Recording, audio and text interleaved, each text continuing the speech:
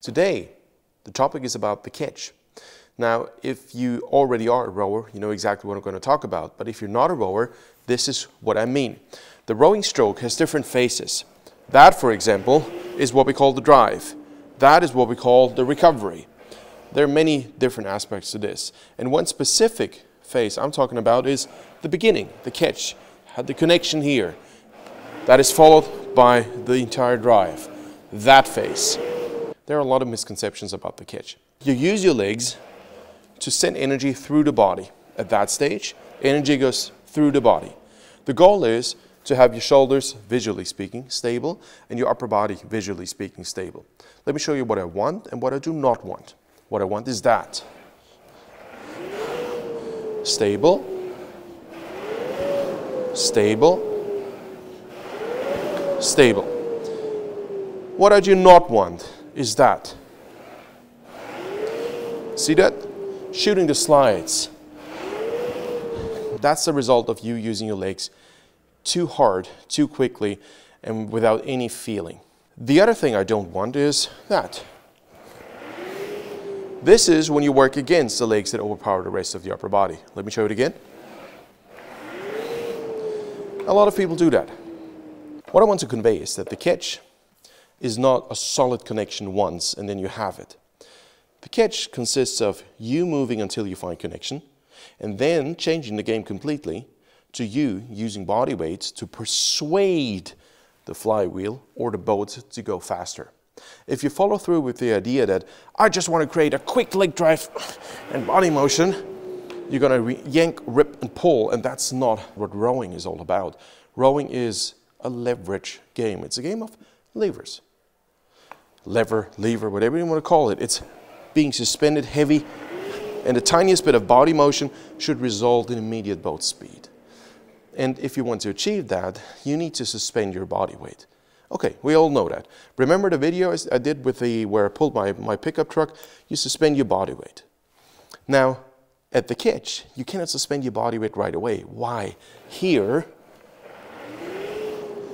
as the boat's moving quicker, there's a phase where you need to find resistance.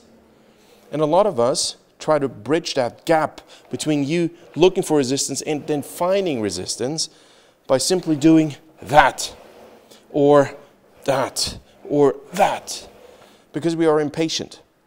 And then once we find resistance, we're overwhelmed. All of a sudden it's too much. There's not much, but oh, it's too much. And then again, we have to compensate somehow because the resistance we found is more than our bodies can take because we were too impatient with our legs. And that's the next point.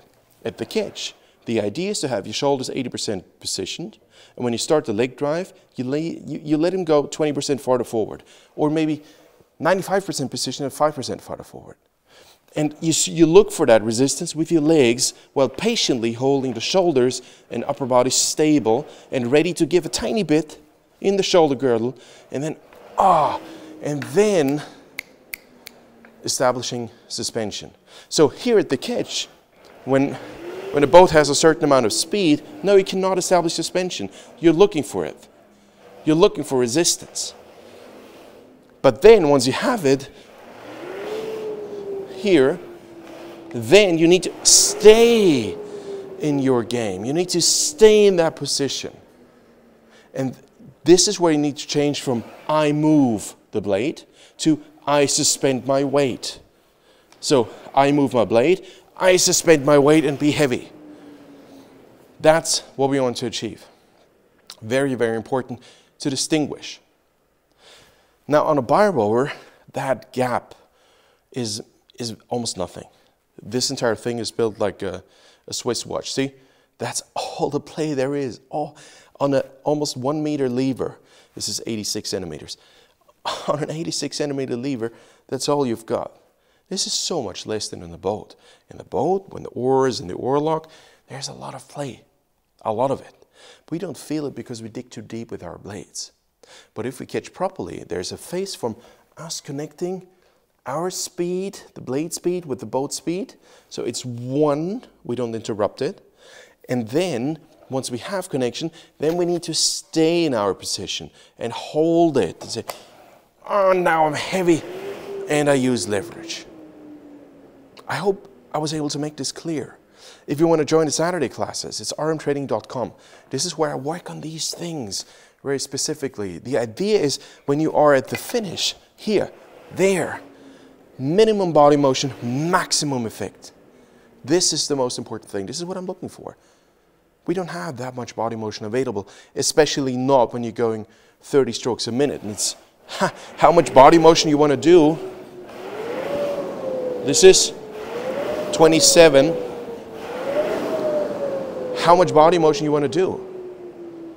You cannot go overboard, because the more you move yourself, the more you interfere with the boat speed. Now, please let me know, where are you watching from? I will give a shout out to everybody posting that in the comments. I'm very much looking forward to your feedback. If you want to reach me, my handle is @Aram on rowing.zone.